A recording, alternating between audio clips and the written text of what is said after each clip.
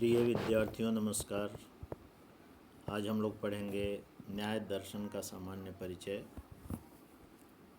MA previous तृतीय पत्र के अंतर्गत भारतीय दर्शन में हमें तर्क भाषा पढ़ना है। इसका प्रकरण ग्रंथ है न्याय दर्शन का, जिसे केशव मिश्र ने लिखा है।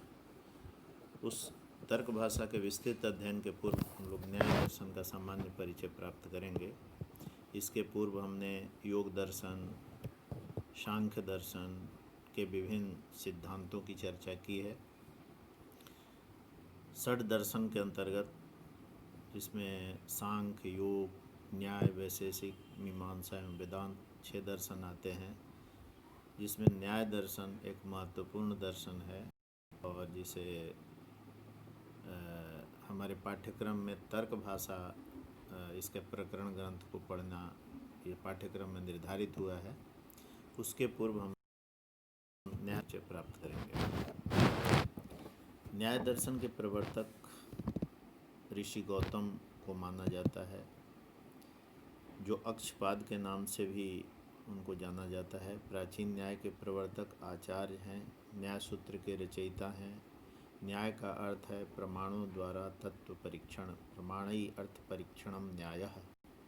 यह प्रमुख रूप से तर्क शास्त्र और ज्ञान मीमांसा है। इसे तर्क शास्त्र, प्रमाण शास्त्र, हेतु विद्या, वाद विद्या तथा अन्वीक्षिकी विद्या के नाम से जाना जाता है। न्याय दर्शन की ग्रंथ संपत्ति विपुल है। लगभग 2000 वर्षों तक चतुर्थ शताब्दी ईस्वी पूर्व से लेकर 17वीं शताब्दी तक न्याय में ग्रंथ निर्माण होता रहा।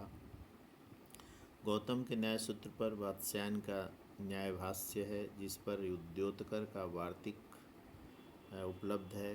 गौतम के न्याय सूत्र पर न्याय भाष्य, जैसा हमने चर्चा करी है, वात्स्यायन का है। वार्तिक उद्योतकर का है। वार्तिक पर वाचस्पति मिश्र की तात्पर्य टीका है। उदयन के ग्रंथों में न्याय कुसुमांजलि और आत्मतत्व विवेक प्रमुख हैं। बौद्ध धिक्कार अत्यंत प्रसिद्ध मौलिक ग्रंथ है।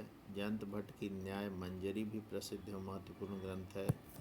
नव्य न्याय का प्रवर्तन मिथिला के आचार्य गंगेश उपाध्याय की एक युग प्रवर्तक कृति तत्व चिंतामणि से आरंभ हुई एवं उसके संवर्धन के लिए बंगाल के नवद्वीप के न्यायिक वासुदेव सार्वभौम, दीघितिकार रघुनाथ शिरोमणि तथा मथुरानाथ जगदीश एवं गदाधर भट्टाचार्य सुप्रसिद्ध हैं। ऐसे कुछ न्याय शास्त्र के भाष्यकार, वार्तिकारों की हमने चर्चा करी। न्याय और वैशेषिक दर्शन एक दूसरे के मतलब साचार्य दर्शन के रूप में प्रसिद्ध हैं। न्याय तथा वैशेषिक दर्शन को समान तंत्र भी कहते हैं। वैशेषिक दर्शन में तत्व मीमांसा प्रधान है और न्याय में तर्कशास्त्र और ज्ञान मीमांसा का प्रधान है। वैशेषिक दर्शन में 7 पदार्थ तथा परमाणुवाद के विवरण द्वारा तत्व निरूपण किया गया है। इसमें सामान्य, विशेष, समवाय, अभाव आदि 7 पदार्थों का वर्णन है वैशेषिक के अंतर्गत। न्याय में प्रमा तथा प्रमाण की मीमांसा द्वारा तत्व विषयक सम्यक ज्ञान का निरूपण किया गया है। दोनों मानते हैं कि बंधन विद्या के कारण होता है। हम यहाँ न्याय एवं वैशेषिक की चर्चा कर रहे हैं। दोनों से तात्पर्य न्याय एवं वैशेषिक से है। तथा दुख रूप है। बंधन विद्या के कारण होता है तथा दुख रूप है एवं मोक्ष तत्व ज्ञान से संभव है, जिसमें दुख की आत्यंतिक निवृत्ति हो जाती है। न्याय ने वैशेषिक को तत्व मीमांसा प्रायः स्वीकार कर ली है। दोनों में 2 भेद मुख्य हैं, जिन्हें जानना आवश्यक है। प्रथम, वैशेषिक 7 पदार्थों को मानता है तथा समस्त वस्तुओं का इन्हीं 7 में वर्गीकरण करता है, किंतु न्याय 16 पदार्थों को स्वीकार करता है और वैशेषिक 7 पदार्थों का अपने प्रमेय नामक द्वितीय पदार्थ में अंतर्भाव करता है। न्याय का प्रथम पदार्थ प्रमाण है तथा तथा द्वितीय प्रमेय। प्रमाण, प्रमेय, संशय, प्रयोजन, दृष्टांत, सिद्धांत, अवयव तर्क, निर्णयवाद, जल्प, वितंडा, हेत्वाभास, निग्रह, स्थानानि, तत्वाभ्यासात् निःश्रेयस सिद्धि, ऐसे उसमें 16 पदार्थों का उल्लेख न्याय दर्शन के अंतर्गत होता है। न्याय का प्रथम पदार्थ प्रमाण है तथा द्वितीय प्रमेय। इसमें न्याय का तार्किक तथा ज्ञान मीमांसीय स्वरूप स्पष्ट हो जाता है। दोनों में द्वितीय भेद प्रमाण संख्या को लेकर है। वैशेषिक केवल 2 प्रमाणों को स्वीकारता है, प्रत्यक्ष अनुमान तथा शब्द एवं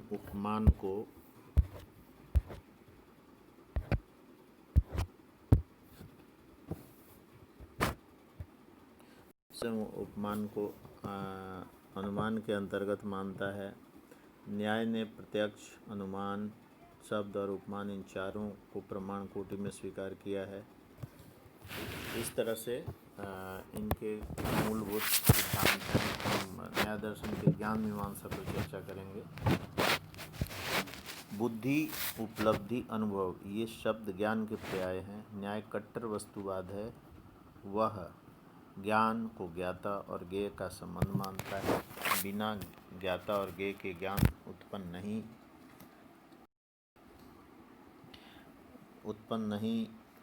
हो सकता। जब आत्मा या ज्ञाता ज्ञेय के संपर्क में आता है तो उसमें ज्ञान नामक गुण उत्पन्न होता है। आत्मा ज्ञान का आश्रय है। ज्ञान आत्मा का आगंतुक धर्म है। ज्ञान का कार्य ज्ञेय पदार्थों को प्रकाशित करना है। जिस प्रकार दीपक समीपस्थ वस्तुओं को प्रकाशित करता है, उसी प्रकार ज्ञान अपने सम्मुख उपस्थित पदार्थों को प्रकाशित करता है। जब ज्ञाता ज्ञेय पदार्थ के संपर्क में आता है, तब ज्ञेय पदार्थ द्वारा ही ज्ञाता में ज्ञान नामक गुण उत्पन्न किया जाता है, जिससे ज्ञेय पदार्थ ज्ञेय के रूप में प्रकाशित होता है। अतः बिना ज्ञेय पदार्थ या विषय के ज्ञान उत्पन्न नहीं हो सकता। यदि ज्ञान को उत्पन्न करने वाली सामग्री दोषहीन है तो ज्ञान सम्यक होगा। यदि उसमें कुछ दोष हो तो ज्ञान भी असम्यक होगा। पीलिया रोगी को शुभ्र आँख भी पीला दिखेगा। ज्ञान का कार्य ज्ञेय को प्रकाशित करना है। ज्ञान स्वप्रकाशक नहीं है, वह केवल अर्थ प्रकाशक है। अतः ज्ञान आत्मा को भी ज्ञाता के रूप में प्रकाशित नहीं करता। न आत्मा या ज्ञाता स्वप्रकाश है और न ज्ञान स्वप्रकाश है। अतः प्राचीन न्यायिकों का मत है कि आत्मा का अनुमान किया जाता है, किंतु बाद के न्यायिकों ने आत्मा का मानस प्रत्यक्ष स्वीकार किया है, जो अनुव्यवसाय में होता है। व्यवसाय का अर्थ है ज्ञान और अनुव्यवसाय का अर्थ है ज्ञान के बाद का ज्ञान, अर्थात ज्ञान का ज्ञान। यह घट है, यह घट का ज्ञान है। मैं जानता हूँ कि यह घट है, यह अनुव्यवसाय है, क्योंकि यह घट का ज्ञान है। यह अनुव्यवसायात्मक ज्ञान पूर्व घट ज्ञान को अपना विषय बनाकर प्रकाशित करता है और साथ ही ज्ञाता को भी अपना विषय बनाकर प्रकाशित करता है। आत्मा को मन के द्वारा ही ज्ञान होता है। अतः यह अनुव्यवसायात्मक ज्ञान भी मन के द्वारा ही होता है और मानस प्रत्यक्ष कहा जाता है। ज्ञान भी प्रमेय होने के कारण घट पट आदि के समान ज्ञानांतर अवेद्य है, तथा आत्मा भी ज्ञेय विषय बनकर ही प्रकाशित हो सकता है। स ज्ञानम अपि ज्ञानांतरवेद्यम प्रमेयत्वात् पटादिवत् तद्वती तत्प्रकार को अनुभवो यथार्थः तदभावती तत्प्रकारकश्च अयथार्थः। स्मृति भिन्न ज्ञान को अनुभव कहते हैं। स्मृति व्यतिरिक्तम ज्ञानम अनुभव तर्क भाषा में भी कहा गया है। अनुभव 2 प्रकार का है, यथार्थ और अयथार्थ। किसी वस्तु का जो वह है उसी रूप में ज्ञान यथार्थ अनुभव है। ज्ञात वस्तु का यथार्थ तथ्यात्मकम ज्ञानम अनुभव, और किसी वस्तु का जो वह नहीं है उस रूप में ज्ञान अयथार्थ अनुभव है। यथार्थ ज्ञान कोई वास्तविक ज्ञान कहते हैं, अयथार्थ ज्ञान को अवास्तविक ज्ञान कहते हैं। यथार्थ ज्ञान कोई प्रमा कहते हैं, यथार्थानुभव प्रमा, ऐसे तर्क भाषा में इसकी परिभाषा दी गई है। यथार्थ ज्ञान या प्रमा 4 प्रकार के होते हैं: प्रत्यक्ष, अनुमिति, उपमिति और शाब्द ज्ञान। यह 4 प्रमाणों से उत्पन्न होता है। यह 4 प्रमाणों से उत्पन्न होती है, जिन्हें क्रमशः प्रत्यक्ष, अनुमान, उपमान और शब्द प्रमाण कहते हैं। अयथार्थ ज्ञान या अप्रमा 3 प्रकार की होती है। इसे संशय, विपर्य और तर्क, ये 3 रूपों में जानते हैं। एक धर्मी से विरुद्ध नाना धर्म विशिष्ट ज्ञान को संशय कहते हैं। एक धर्मी में विरुद्ध, धर्मी माने कोई एक धर्म वाला है, उसमें अनेक प्रकार का जब ज्ञान होता है तो उसको संशय कहते हैं। यथा स्थाणु विशिष्ट स्थाणु को देकर वह स्थाणु या पुरुष, यह संदिग्ध ज्ञान संशय है। विपर्य ज्ञान मिथ्या ज्ञान है। विपर्य बिल्कुल उल्टा, इसी को भ्रम भी कहते हैं। यथा स्थाणु में पुरुष का ज्ञान, खंभे में पुरुष का ज्ञान, सुक्ति में रजत का ज्ञान, रज्जु में सर्प का ज्ञान, ये विपर्य ज्ञान है। व्यारोप्य से व्यापकारोप तर्क है। यथा यदि वहनी न हो तो धूम भी न हो, इस प्रकार का। स्मृति संस्कार मात्र जन्य ज्ञान है। स्मृति संस्कार मात्र जन्यम ज्ञानम स्मृति, किसी वस्तु का अनुभव होने पर उसके संस्कार आत्मा में रह जाते हैं। कालांतर में ये सुप्त संस्कार प्रबुद्ध होकर दृष्टा के मन में पूर्वानुभूत वस्तु को उपस्थित कर देते हैं, इसे स्मृति कहते हैं। पूर्व ज्ञात विषयकम ज्ञानम पुनर्ज्ञानम स्मृति। स्मृति भी यथार्थ और अयथार्थ हो सकती है। प्रमाजन्य संस्कार से उत्पन्न स्मृति यथार्थ और अप्रमाजन्य संस्कार से उत्पन्न स्मृति अयथार्थ होती है। स्मृति पूर्व ज्ञान का पुनर्स्मरण है, किंतु यह स्मृति अनुभव ही नहीं है, क्योंकि अनुभव को स्मृति भिन्न ज्ञान माना है। संस्कार मात्र जन्य ज्ञान होने के कारण स्मृति ज्ञान अनुभव की कोटि में नहीं आता और इसे तर्क भाषा में स्पष्ट रूप से बतलाया गया है। हम उसके यथार्थानुभव या प्रमा होने का प्रश्न नहीं उठता। स्मृति व्यतिरिक्तम ज्ञानम अनुभव, ऐसे स्पष्ट रूप से कहा है। प्रमा या सम्यक ज्ञान सदा यथा अर्थ अर्थात पदार्थ के अनुरूप यथार्थ होता है एवं अविरुद्ध अर्थात सम्यक होता है, उसमें सफल प्रवृत्ति सामर्थ्य होता है। न्याय परतः प्रामाण्यवाद्य को मानता है। इसके अनुसार पहले ज्ञान उत्पन्न होता है, तदंतर ज्ञान में प्रामाण्य एवं अप्रामाण्य दोनों बाहर से आते हैं, यानी ये दोनों आगंतुक धर्म हैं। परतः प्रामाण्य ज्ञान का स्वभाव या अंतरंग आवश्यक गुण नहीं है, अपितु बाहर से आता है। ज्ञान का प्रामाण्य और अप्रामाण्य ज्ञान की उत्पत्ति के बाद उत्पन्न होते हैं, इससे पूर्व नहीं रहते। ज्ञान का प्रामाण्य और अप्रामाण्य ज्ञान की उत्पत्ति के बाद उत्पन्न होते हैं तथा उत्पन्न होने के बाद उनका ज्ञान होता है।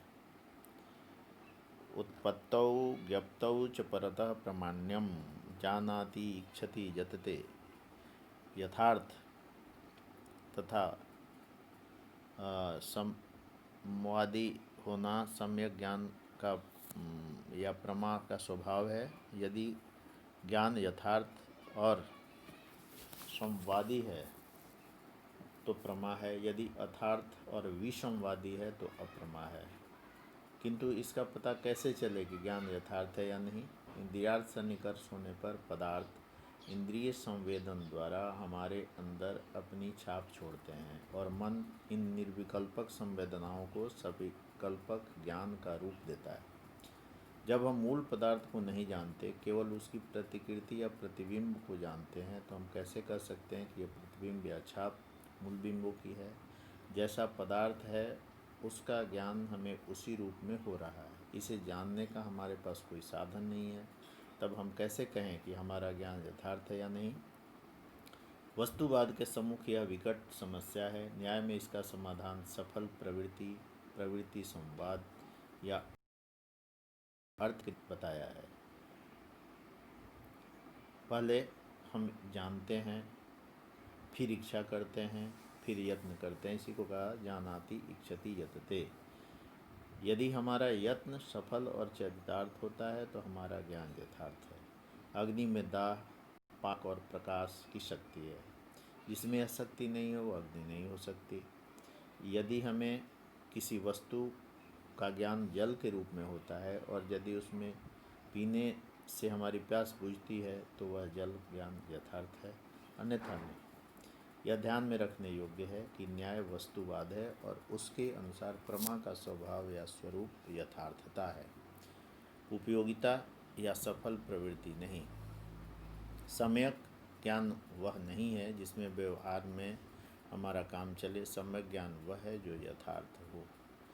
यथार्थ मतलब उसका उसी रूप में, यानी उसके कुछ निश्चित गुण एवं धर्म होते हैं। जैसे जल में प्यास बुझाने की शक्ति है, शीतलता है, अग्नि में दाहकता है, जलाने की शक्ति है, तो वही उसका यथार्थ गुण है, यथार्थता है। अब चूँकि हमारे पास यथार्थता को जानने का साधन नहीं है, अतः न्याय ने प्रमा की यथार्थता की व्यवहारिक कसौटी के रूप में सफल प्रवृत्ति या अर्थ क्रिया सामर्थ्य को अपनाया है। अतः न्याय प्रमा के स्वभाव के विषय में वस्तुवादी एवं यथार्थता के व्यवहारिक परीक्षण के विषय में उपयोगितावादी या प्रवृत्ति साफल्यवादी है। न्याय परतः प्रामाण्यवादी है। प्रामाण्य और अप्रामाण्य दोनों परतः हैं, बाहर से आते हैं। परतः यानी बाहर से, स्वतः का मतलब अंदर से, बाहर से आते हैं। ज्ञान की उत्पत्ति के बाद उसके प्रामाणिक या अप्रामाणिक होने का प्रश्न उठता है। यथार्थता, संवाद और प्रवृत्ति साफल्य से ज्ञान में प्रामाण्य आता है और अयथार्थता, विसंवाद तथा प्रवृत्ति की असफलता से ज्ञान में अप्रामाण्य आता है। ज्ञान की उत्पत्ति के बाद प्रामाण्य तथा अप्रामाण्य की उत्पत्ति होती है और उसका ज्ञान होता है। न्याय के भ्रम के व्याख्यान का नाम अन्यथा ख्याति है। हम न्याय के अनुसार प्रत्यक्ष, अनुमान, उपमान इन चारों प्रमाणों का आगे निरूपण करेंगे। और इस तरह से न्याय का एक दर्शन में 16 पदार्थों में, जिसमें प्रमा, प्रमेय, प्रमाता एवं प्रमाण, ये 4 प्रमुख तत्व हैं और इन्हीं के इर्द गिर्द ये पूरे न्याय दर्शन की व्याख्या की गई है। और बहुत से विषयों का हमने आज इसमें अध्ययन किया है। आगे हम प्रमाणों पर, जो 4 प्रमाण हैं, प्रत्यक्ष, अनुमान, उपमान एवं शब्द, इनको क्रम देते हुए एक एक प्रमाण की विस्तृत व्याख्या करेंगे। धन्यवाद, नमस्कार।